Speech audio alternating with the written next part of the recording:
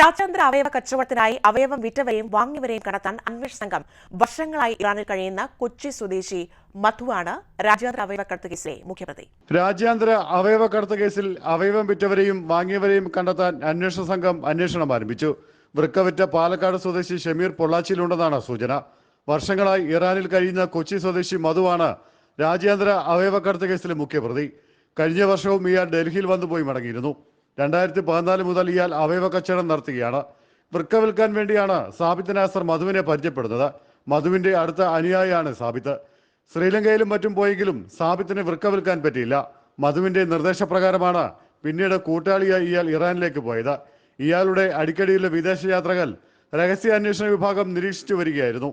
ഇതിന്റെ തുടർച്ചയായാണ് അറസ്റ്റ് നടന്നത്.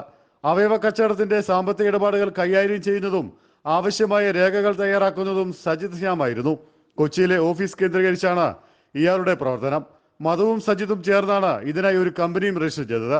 കഴിഞ്ഞ ദിവസം അറസ്റ്റിലായ ആന്ധ്ര സ്വദേശി ബെല്ലംകൊണ്ട രാംപ്രസാദ് ഹൈദരാബാദ് കേന്ദ്രീകരിച്ച് നേരത്തെ അവയവ കച്ചവടം നടത്തുന്നുണ്ടായിരുന്നു.